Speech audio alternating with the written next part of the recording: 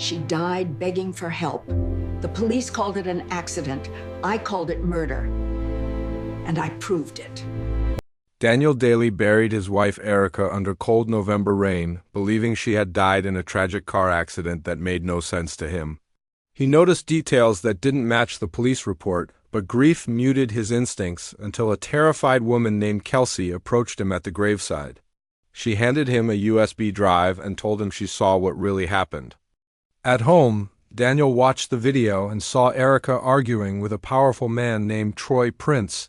Before being grabbed by his bodyguard Shane, he watched them inject her, place her in her car, and stage the crash. The truth devastated him, but it also activated the part of him trained for crisis. Before he could act, Troy's men broke into his home to recover the video, forcing Daniel to escape into the rain with a decoy drive while hiding the real one. He contacted his friend Alan, a detective, and began quietly investigating Troy's connection to city officials and illegal property deals. Kelsey revealed Erica had discovered a secret ledger documenting bribes and threats used by Troy's company. Daniel realized his wife had been planning to expose it before she was killed. He recruited Kelsey to gather more evidence while he studied Troy's operation and learned that several city leaders were involved.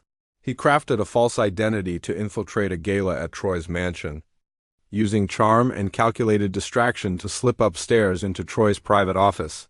There he cracked the safe, retrieved the ledger, and escaped through a window under gunfire as security pursued him into the night. With the ledger in hand, Daniel built a case showing Troy's empire rested on coercion, fraud, and violence. He shared parts of the truth with an investigative journalist and fed financial patterns to regulators to stall Troy's projects.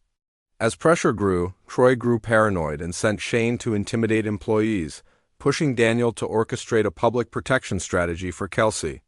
When Troy's men discovered Daniel's false identity, they hunted him across the city, forcing him into hiding again.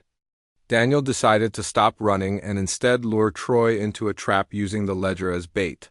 He arranged a meeting at the site of Erica's staged accident and coordinated with federal agents prepared to intervene. Troy arrived with armed men and attempted to intimidate Daniel, denying everything until Daniel confronted him directly. Troy ordered Shane to kill him. Before Shane could fire, federal agents surrounded them and arrested all of Troy's team, capturing on video Troy's final threats. With the ledger and the recorded confession, prosecutors dismantled Troy's network, uncovering years of bribery and intimidation. During the investigation, Alan discovered another man behind the scheme, Gilbert Terry, a hidden mastermind who had used Troy as a front for a larger corruption enterprise. Gilbert fled, but Daniel tracked him to a coastal home where the older man waited with a gun. When Gilbert fired, Daniel defended himself until federal agents rushed in to arrest him. Both men were brought to trial, and the evidence left no doubt.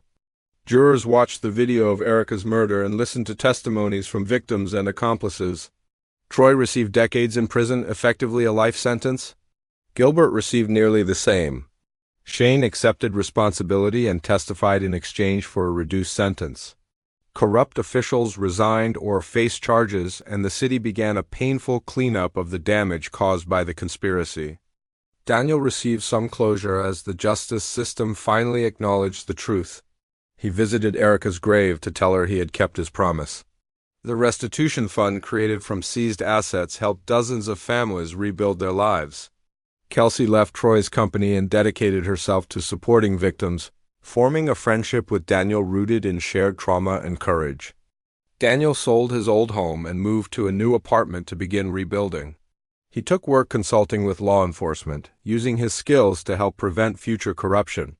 Victims thanked him for restoring their dignity, and even some former associates of Troy's attempted to make amends.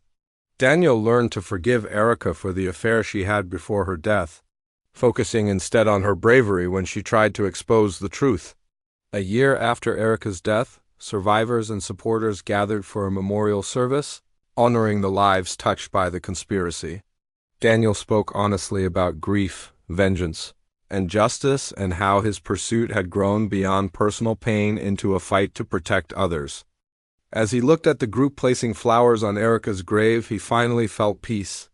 He continued rebuilding his life, accepting a permanent role consulting for the police and dedicating himself to meaningful work. He stayed in touch with Alan and Kelsey as they moved forward from the darkness. 5 years later, Daniel stood as a guest speaker teaching others how corruption spreads and how ordinary people can fight back.